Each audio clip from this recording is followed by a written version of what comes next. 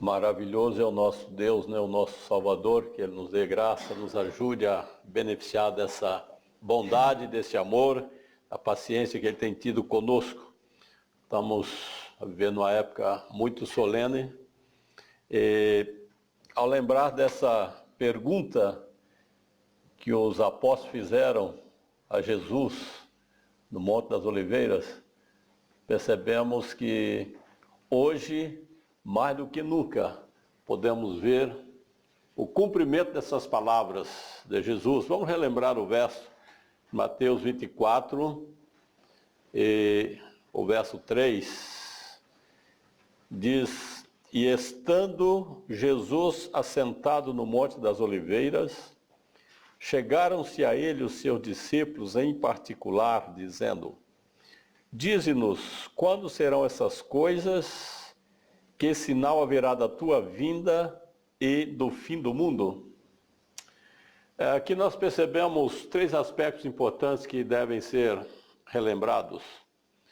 Jesus fez aquele sermão maravilhoso e falou ao povo abertamente da necessidade de um preparo e impressionou bastante os discípulos. E eles então, num colóquio assim mais privado, aí perguntou a ele, primeiro, quando serão essas coisas? Era a preocupação deles, porque sabiam que aquelas coisas indicavam que era chegado à altura do estabelecimento do reino de Cristo. Depois ele pergunta, que sinal haverá da tua vinda e do fim do mundo? Portanto, eles associaram o fim do mundo à volta de Jesus, associaram a volta de Jesus ao fim do mundo. Mas, no entanto, Jesus enumerou vários sinais, não seria só um, mas vários sinais Jesus enumerou que seriam indício da proximidade da vinda dele. E não vamos aqui ocupar tempo lembrando de cada sinal, mas uma coisa é certa, que ao lermos esses versos do Evangelho de São Mateus, capítulo 24, nós percebemos que tudo aquilo que Jesus disse está acontecendo e grande parte já aconteceu. As principais profecias que delineou o início do tempo do fim já aconteceram, desde a partir do escurecimento do sol, da queda das estrelas, do grande terremoto de Lisboa. Foram acontecimentos que ele indicou e que o mundo inteiro reconheceu que era profecia. A imprensa contemporânea, se buscarmos na história, os jornais publicaram que eram indícios daquilo que Jesus havia proclamado no Sermão do Monte. E em seguida fala da tua vinda, quer dizer, da volta de Jesus a este mundo. E como nós temos estudado nas lições, conhecendo bem a história, foi inclusive preconizado uma vinda dele em 1844 e graças a Deus que ele não veio. Primeiro, que nós tivemos a oportunidade de vir à existência.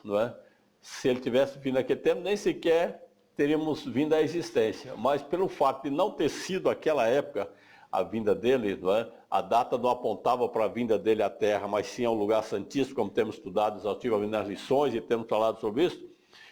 Então, portanto, o tempo passou, mas já estamos com todo esse período passado e sabemos que a vinda dele está muito breve. Nós temos o privilégio de poder nos preparar, estar com ele, mas temos a responsabilidade também de não nos preparar, poder correr o risco de nos perder, o que não seria nada interessante. Mas nós devemos pensar, meus queridos, é que nós temos essa oportunidade. Como nós falamos aqui no sábado passado, estamos vivendo um tempo muito solene e precisamos dessa preparação. E quando a gente vê hoje o mundo, a situação do mundo, nos preocupa ainda mais, porque não sabemos quando será, ou não sabemos quando pode chegar para qualquer um de nós. Não foi comentado aqui na lição, a porta da graça vai fechar à altura para toda a gente, para a igreja, para o mundo, mas ela pode fechar a qualquer momento para qualquer um de nós. Eu ainda estava a comentar com a minha esposa no caminho da viagem que hoje as redes sociais no Brasil não falam de outra coisa a não ser da morte do Gugu, né? Um grande apresentador de televisão, um homem que eu admiro porque os programas dele são programas bons, né? Programas familiares, é até engraçado. Eu não assisto, mas no tempo que assisti alguma coisa, achava até interessante, ajudou muitos pobres, fez muita surpresa a famílias, muitos programas interessantes, né? É um homem que a sociedade só vê com bons olhos, mas no entanto, veja que interessante, ele levou a família para os Estados Unidos, já exatamente por causa da insegurança no Brasil, qualquer momento ia ser sequestrado, assaltado, qualquer coisa. Levou a família para os Estados Unidos e ia, voltava constantemente. Agora, ele tinha 5 dias de férias, foi para os Estados Unidos, para a casa dele, e foi lá mexer no sótão, lá no ar-condicionado que tinha, e segundo o depoimento, ele com certeza inadvertidamente pisou num piso que era de gesso, aquilo rompeu e ele desceu para o piso de baixo, bateu com a cabeça no móvel qualquer e pronto. E ficou confirmada a morte dele. Eu estava comentando com isso, mas veja bem, um homem multimilionário, fazer um serviço que, né, talvez com 40, 50 dólares, qualquer pessoa resolvia aqui que não sabe o que era que ele ia mexer. Dinheiro que não é fazer. Levou a família para os Estados Unidos exatamente para ter tranquilidade, ter segurança. De repente, foi como é que. Eu disse, essa vida é mesmo muito imprevisível. É muito incerta. Tanta gente ruim no Brasil que se tivesse notícia que morreu, eu não ia incomodar nem um pouco. Mas, no entanto, irmãos, é muito imprevisível. Muito imprevisível. Eu fiquei realmente assim, pensando como que é tão imprevisível esse mundo e essa vida. E é para todos nós. É para todos nós, não é? Tanto que estão na igreja como estão fora da igreja. Então, não se sabe a que momento pode chegar. De formas que, ao olharmos para o tempo que nós estamos vivendo, devemos pensar que estamos vivendo tempos trabalhosos, há uma crise mundial, né? Os homens vão de mal a pior, como Paulo escreveu a Timóteo, né? No 2 Timóteo 3,13. Contudo, os homens maus, enganadores, irão de mal a pior, enganando e sendo enganados. Isso é o que se vê hoje por todos os lados, né? A justiça anda tropeçando, como diz lá Isaías 59, não há mais justiça, não há julgamento, não há honestidade, né? Há uma falsidade tremenda por todos os lados, em todos os fóruns, onde esperava verdade, onde esperava justiça, exatamente o contrário. Há um clamor também pela desigualdade social, né? Ontem, minha neta veio embora mais cedo, não teve aula, depois ela quis ir lá para casa ficar com a avó, e eu fui perguntar no caminho, mas por que você veio mais cedo para casa? Não, é porque uma das professoras não foi trabalhar. Eu falei, mas não foi por quê? Não sei, elas têm lá, não foi, e a outra também não foi, e aí não teve aula, então estão de greve. Estão de greve porque é por causa dos baixos salários, e aí acontece, todas as classes sociais, as classes trabalhadoras, todos estão a clamar a mesma coisa, por causa da desigualdade, da desonestidade, da ganância dos homens, né? Em todos os lados, irmãos, que nós olhamos socialmente, o mundo está no colapso. E quando olhamos para a natureza, né, há lugares aí em que há muita seca, outros há muita chuva, outros há muita queimadas. A própria natureza está reagindo à maldade, à crueldade do homem. E nos faz lembrar o quê? Da profecia de Isaías, capítulo 24, né? Isaías 24, versos 4 a 6, o que diz lá? A terra pranteia e se murcha, o mundo enfraquece e se murcha. Enlanguecem os mais altos do povo da terra. Na verdade, a terra está contaminada por causa dos seus moradores, porquanto transgride as leis, viola os estatutos e quebra a aliança eterna. Por isso a maldição consome a terra, e os que habitam nela se tornam culpados. Por isso, serão queimados os moradores da terra e poucos homens restarão. Poucos. É a situação da natureza, e hoje nós vemos exatamente isto, né? A terra planteia e se murcha. Quer dizer, hoje, para produzir alimentos, tem que ser com muito esforço, com produtos químicos, com defensivos agrícolas, com tanta coisa, porque a terra, ela simplesmente se nega a produzir. E quando produz, às vezes não é aquele fruto que era desejado. E às vezes fruto sem sabor, né? Sem nutrientes como deveria ser, porque é quase que a base de drogas. Mas é a revolta da própria natureza, por quê? Porque os homens transgridem as leis, violam os estatutos, quebram a aliança eterna. Que aliança é essa? Nós lembramos depois do dilúvio, Deus fez uma aliança com o homem, não foi? Diz que apareceu lá o arco-íris, né? Na viagem estava vendo ali um arco-íris lindo. Fala lembrar da promessa, né, que Deus fez, né, que não mais destruiria a terra com as águas do dilúvio, né, que ele haveria de ter misericórdia do homem, mas até quando, né? Até quando? No entanto, ele diz, não é? Atos 17, verso 30, tem determinado um dia em que com justiça há de trazer juízo aos homens. Ele tem determinado um dia, mas ele está protelando o mais possível para que haja, né, um arrependimento, para que o povo possa preparar. Mas uma coisa é certa, nós temos que lembrar que as profecias são claras em relação ao nosso tempo agora, né? Se formos, por exemplo, a Isaías 13, ali encontramos também a profecia relacionada com esse tempo. Isaías 13, do verso 9 a 11, diz assim: Eis que vem o dia do Senhor, dia cruel, com ira e ardente furor, para converter a terra em assolação e dela destruir os pecadores. Porque as estrelas e constelações dos céus não darão a sua luz, o sol, logo ao nascer, se escurecerá, e a lua não fará resplandecer a sua luz. Castigarei o mundo por causa da sua maldade e os perversos por causa da sua iniquidade. Farei cessar a arrogância dos atrevidos e abaterei a soberba dos violentos. Farei que os homens sejam mais escassos do que o ouro puro, mais raro do que o ouro de Ofir. Portanto, farei estremecer os céus e a terra será sacudida do seu lugar, por causa da ira do Senhor dos exércitos e por causa do dia do seu ardente furor. Isso é coisa terrível, né? Quando nós olhamos para a maneira com que Deus vai agir, e a natureza toda vai reagir, e vai haver fenômenos, né? Vai haver catástrofe, vai haver destruição, e o homem vai contemplar isso e reconhecer o quê? Que realmente é a mão de Deus, né, que está agora cobrando aquilo que há tempo ele vem pleiteando que haveria de fazer. Mas deu tempo, e aqueles prepararam. Agora, os que não prepararam, o que ele disse?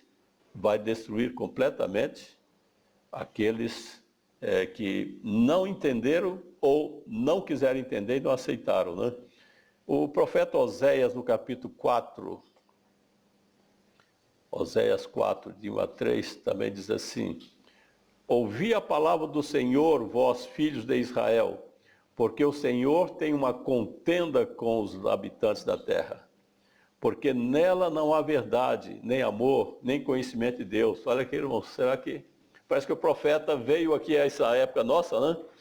Parece que Oséias foi trazido aqui à nossa época, na nossa geração, viveu aqui um tempo e depois então escreveu isso aqui, né? Ele diz claramente que não há verdade, nem amor, nem conhecimento de Deus. O que só prevalece é perjurar, mentir, matar, furtar e adulterar, e arrombamentos e homicídios sobre homicídios. Por isso a terra está de luto, e todo o que mora nela desfalece, com os animais do campo e com as aves do céu, e até os peixes do mar perecem. Coisa terrível, irmãos. Eu gosto de ver notícia. Quando eu posso, vejo o Jornal do Brasil, como é que anda as coisas por lá, e daí também do mundo inteiro, mas agora já não está mais animando não, porque é só coisa terrível. É só sangue. Os jornais antigamente não davam notícia de crime, mas agora está tanto, os jornais estão dando notícia. crimes bárbaros e as famílias estão sendo destruídas. Né? A violência doméstica está aumentando cada vez mais. Né? Da ontem minha esposa falou, mas como é que pode uma pessoa ter coragem de fazer isso com uma criança recém-nascida, ou de 2 anos, 3 anos? Irmãos, o mundo está completamente pervertido. O coração do homem está endurecido, está petrificado, viraram monstros. Coisa absurda. Não é? E eles vão criando nomes bonitos, né? Agora é feminicídio, né? Quer dizer, marido que namora que mata a mulher, quer dizer, vão criando nomes bonitos e no fim aquilo vai ficando, tornando-se comum. Mas para a gente que conhece a palavra de Deus, tem o temor de Deus no coração, isso é mesmo coisas hediondas, e por isso que Deus diz que não vai poupar essa gente. Não vai poupar, as pessoas não se arrepender, não se converter, o fim vai ser triste, porque o que vê é só perjurar, é mentir, é matar, é furtar, adulterar, arrombamentos de homicídios sobre homicídios. Engraçado falar de arrombamento, né? Naquele tempo. Sabe que havia arrombamento? No tempo do profeta Osés. E hoje, os arrombamentos que existem, né? Nos bancos e escritórios, não sei mais aonde, são roubados milhões e milhões de euros, ou de dólar, ou de real, o que for. Nos arrombamentos criminosos, onde não tem misericórdia, mata as pessoas apenas para roubar. Mas já estava previsto. Quando eu li arrombamento, mas que coisa, naquele tempo, os profetas realmente tinham a visão da agora, não é daquele tempo dele. Nem sequer tinha a porta, arrombar o quê, não é? Não existia cofre, não existia nada. Dinheiro circulava muito pouco. Mas aqui fala, e há arrombamentos de homicídio sobre homicídio. Fala, isso é mesmo para agora, nos nossos dias. E qual seria a reação do homem? Jesus disse, certa vez, Lucas 21, 26, haverá homens que desmaiarão de terror e pela expectativa das coisas que sobrevirão ao mundo, pois os poderes do céu serão abalados. Homens que desmaiarão de terror. E isto era já previsto naquele tempo, e quando nós lemos, e é importante nós lermos profecias do passado, a gente vê que nada escapou aos ouvidos e à pena dos profetas. Deus revelou tudo exatamente, com detalhes pormenores do que seria nosso tempo, que é para ninguém dizer, não, eu não encontrei na Escritura, eu fui enganado. Não existe. Diz o profeta Daniel no capítulo 8, 19, e disse, eis que te farei saber o que há de acontecer no último tempo da ira, porque esta visão se refere ao tempo determinado do fim. Depois do verso 27, eu, Daniel, enfraqueci e estive enfermo alguns dias, então me levantei e tratei dos negócios do rei. Espantava-me com a visão e não havia quem entendesse. O profeta Daniel, ele sentiu mal. Quando Deus começou a mostrar para ele a nossa altura, essa época agora do mundo, ele sentiu mal, falou, não é possível, isso não dá para admitir que vai acontecer tudo isso. E de repente ele desmaiou. Ficou prostrado, tempo. Depois levantou, não, eu tenho que escrever, eu tenho que cuidar dos negócios do meu pai, porque se é para escrever, mas eu acho que também ele se ressuscitasse é capaz dele ter um ataque cardíaco, morrer novamente, porque aí ele ia ver realmente o que ele escreveu, muito pior, muito mais horrível do que aquilo que ele pôde escrever no seu livro.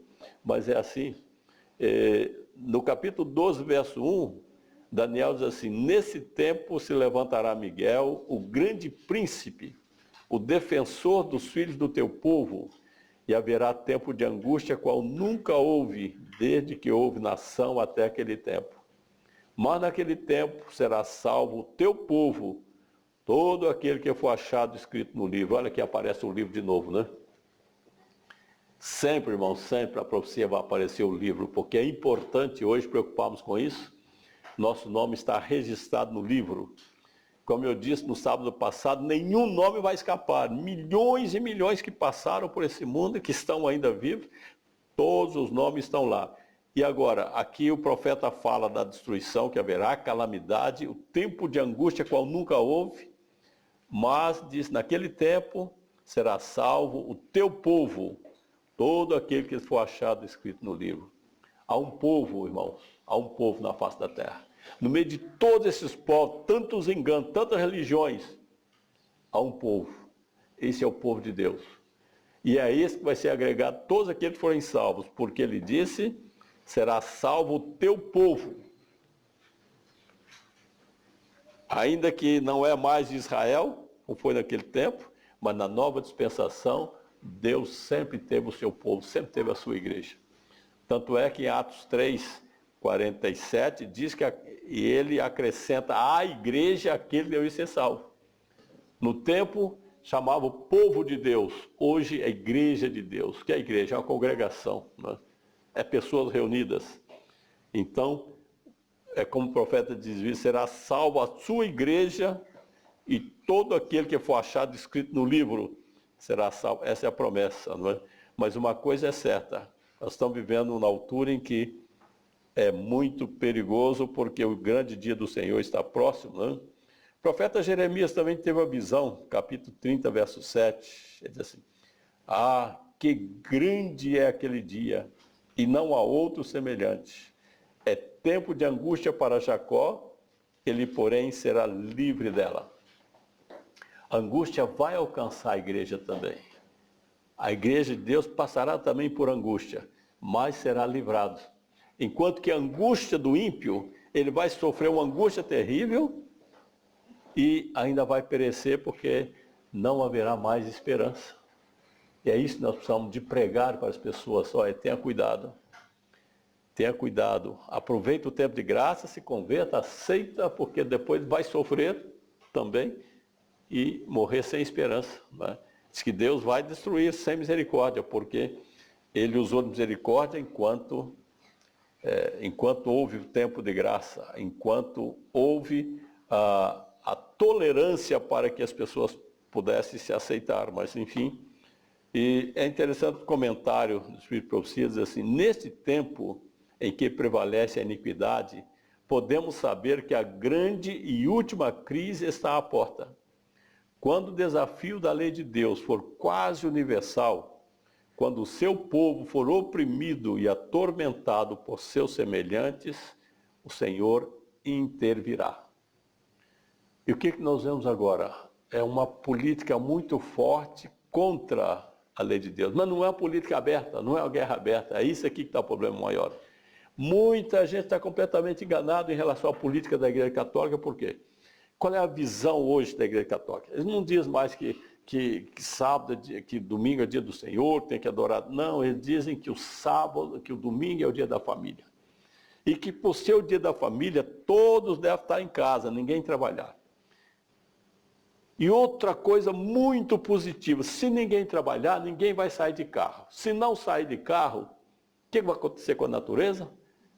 O ar vai estar mais puro, vai se propagar de tanta poluição.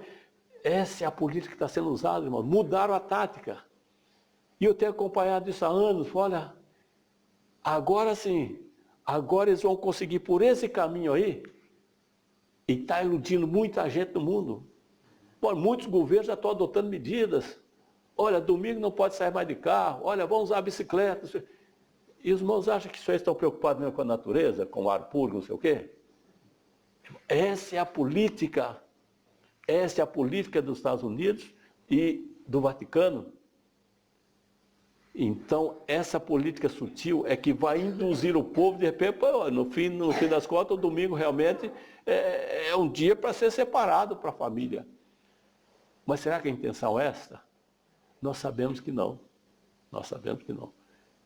E o processo está andando de tal forma que a humanidade está sendo induzida e iludida por esse caminho. Realmente é bom. É um benefício. Não podemos negar que é um grande benefício. Mas a intenção está direcionada errada. Então a igreja diz, minha gente, vocês esqueceram que o sábado foi separado para isso? Não era o plano divino? Esse é o plano divino. E o que a igreja está usando?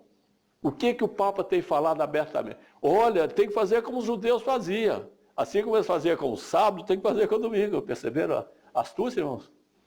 Ele não esconde, não. Não esconde. Mudou a política.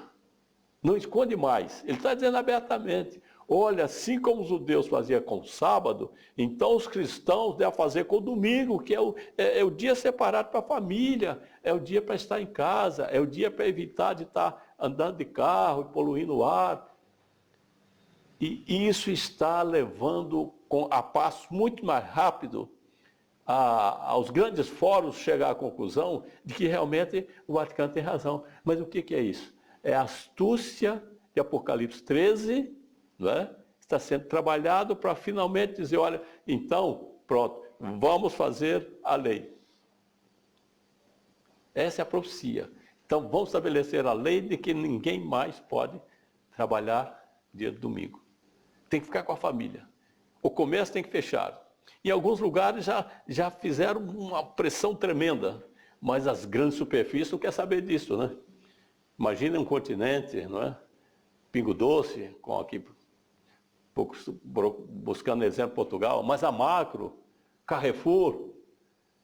Imagina fechar as portas dia de domingo. Eles não querem isso. Não querem. Então, estão encontrando resistência. Mas, aos poucos, eles vão fazendo o trabalho, e esse é o objetivo, irmãos. A lei dominical, ela está sendo trabalhada nesse outro ângulo, nesses outros argumentos, e está andando mais rápido, porque é tantos anos, né, se fala nisso, mas estava tudo muito quieto.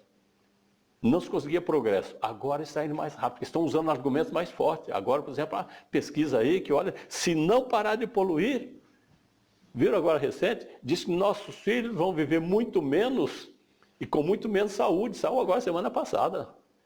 Foi publicado amplamente a pesquisa, olha, se não tomar medida agora, nossos filhos vão viver muito menos e muito mais doentes, com qualidade de saúde muito pior. Quer dizer, a pressão está grande. Mas no fundo, quem está mesmo encabeçando, não está preocupado nada com natureza, com saúde de ninguém. É fazer com que a profecia se cumpra. Então diz assim, estamos no limiar da crise dos séculos. Em rápida sucessão, os juízos de Deus se seguirão uns aos outros. Fogo, inundações, terremotos, com guerras e derramamento de sangue. Nós não devemos ser surpreendidos nesse tempo por eventos a um tempo grandes e decisivos, pois o anjo de misericórdia não pode ficar muito tempo mais a proteger os impenitentes. Por isso que tem obrigação de dizer isso para os irmãos. Nós não podemos, irmãos, o quê? Ser surpreendidos neste tempo por eventos a um tempo grande e decisivo. Por quê? Porque o anjo da misericórdia não pode ficar muito tempo mais a proteger o impenitente. Nós temos que pregar a mensagem para o meu caro, o tempo é agora.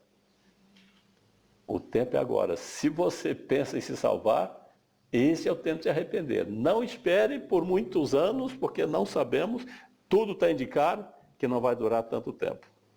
A situação é realmente incontrolável, né? Insustentável.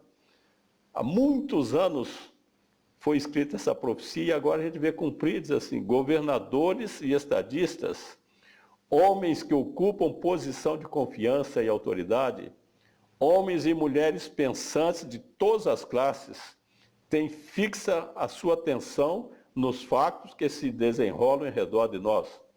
Acham-se a observar as relações tensas e inquietas que existem entre as nações. Observa a intensidade que está tomando posse de todo o elemento terrestre e reconhece que algo de grande e decisivo está para ocorrer, ou seja, que o mundo se encontra à beira de uma crise estupenda. Imagina quanto tempo foi escrito, né? Está no Profetas e Reis, 537. Mas é cumprimento, é profecia também. E agora a gente percebe isso, né? Vários encontros de emergência, é a ONU a encontrar, é a Comissão Europeia, mas não sei o quê, a NAFTA e tantas organizações, Casa Branca, mas não sei quanta coisa. Reúne várias reuniões extraordinárias. Resolve o quê? Nada. As coisas continuam cada vez mais tendendo para o pior. Mas estão percebendo, olha, vai acontecer alguma coisa, porque não estão conseguindo, não é, controlar a situação. e o fim está se aproximando. Mas nós sabemos que isso realmente é a profecia, né? Jesus havia dito que haveria mesmo fomes, terremotos, guerras, né, e pestes, já era também profecia, e nosso tempo está correndo e acontecendo. Portanto, irmãos, nós como conhecedores da verdade, não devemos permitir de sermos surpreendidos, como diz a profecia, para que nenhum de nós aqui venhamos nos perder. Esse é o plano de Deus, que eu tenho dito. Ele está trabalhando intensamente conosco, mandando mensagens importantes nas lições, através da sua palavra, para a nossa preparação. E, ao mesmo tempo, nos apelando ao coração para que façamos também um trabalho com aqueles que nós pudermos alcançar. E nós estamos muito indolentes, muito indiferentes à situação. Mas a mensagem é: vigiai, orai, preparai. E o que mais? Pregai também a mensagem, o alto clamor para o mundo, para preparar a terra, porque uma coisa é certa: não há mais tempo a perder. O fim está às próximas.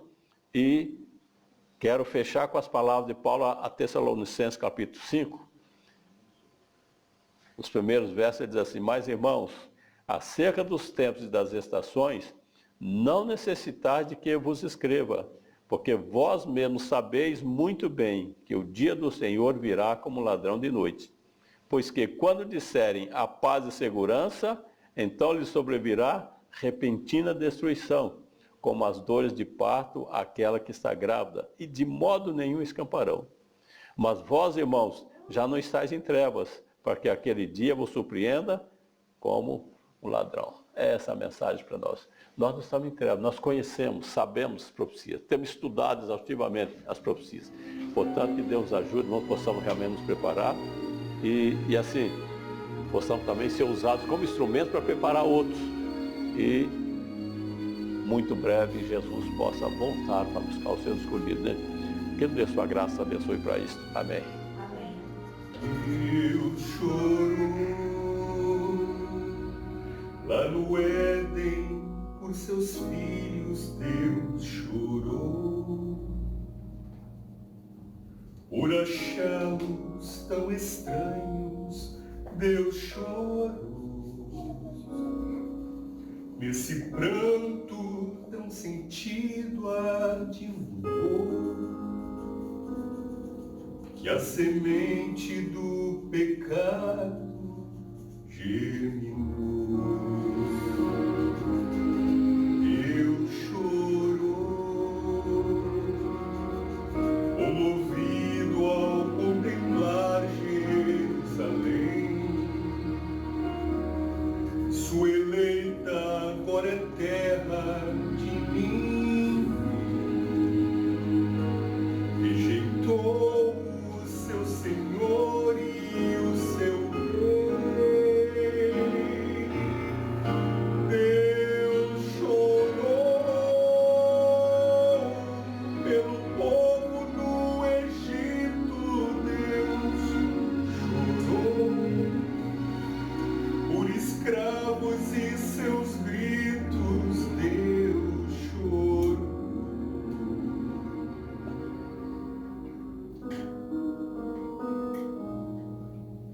Deus chorou quando viu o amor de muitos esfriar,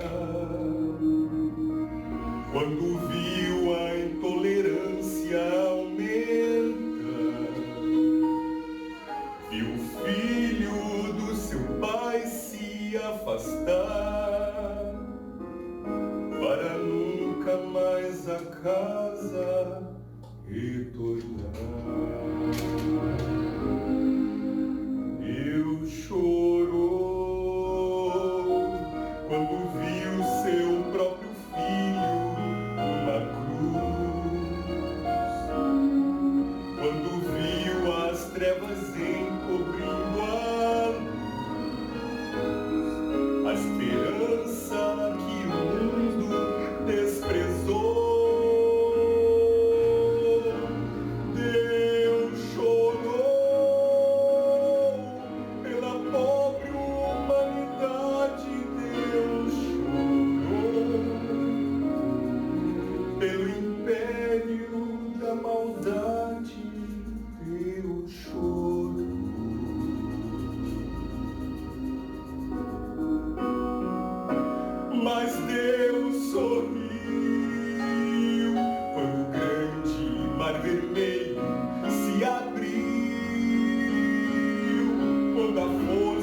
lá no céu se fez notar. Deus sorriu,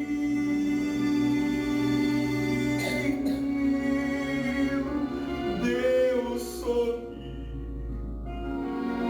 Quando o filho pecador pediu perdão, confessando seu pecado em oração, Deus sorriu, Deus sorriu, Deus sorriu.